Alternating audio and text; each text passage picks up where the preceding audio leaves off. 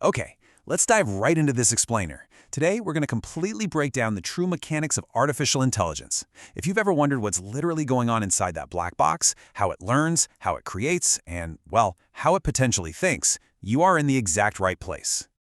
Seriously, think about the big conversations happening right now. Are AI models actually copying human art? Is there any truth to the rumor they can break the world's encryption? And honestly, perhaps the most unsettling question of all, are they becoming self-aware? To answer these massive societal questions, we have to go on a journey down to the microscopic level of the digital brain. We can't really debate the philosophy until we understand the underlying mechanics, right? So let's start with Section 1, the digital brain architecture. Every neural network is built on layers of interconnected nodes. But the real magic, the hidden machinery deciding what information actually matters, that all comes down to specific mathematical parameters. We're talking about weights, biases, and activation functions.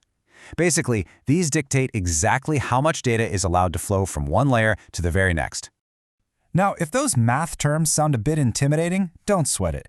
A much easier mental model is to just picture these weights, biases, and activation functions as a massive glowing control board, just millions of knobs and dials twisting to let data through.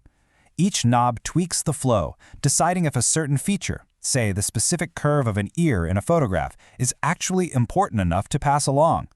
And this brings us to a huge distinction between our brains and digital ones. Unlike biological neurons in your head, which follow the all or none law, meaning they strictly fire 100% or they don't fire at all, artificial nodes can pass along a specific percentage of information.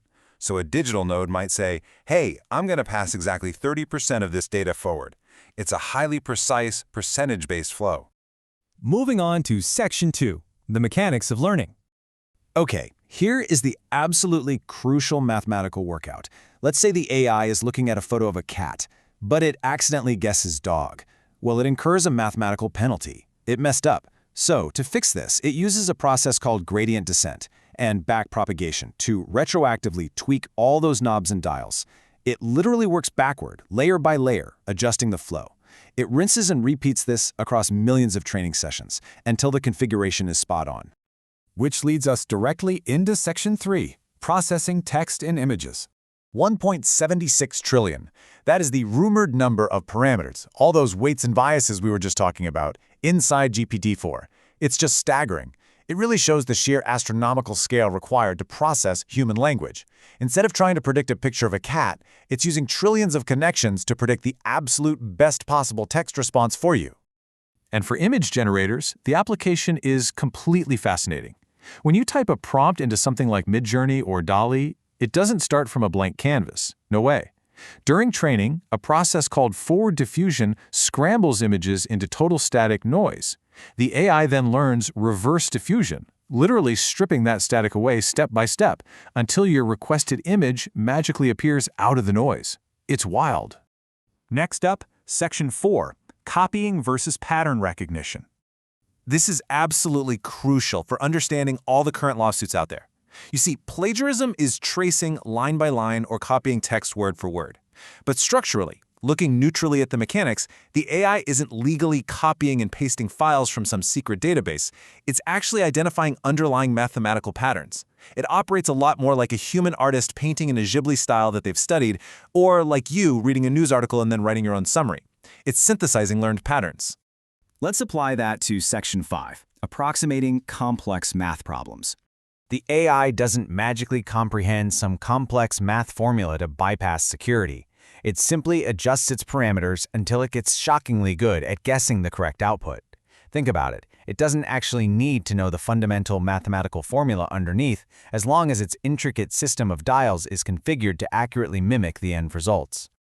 To really wrap your head around how powerful that approximation can be, consider the number 10 to the 300th power.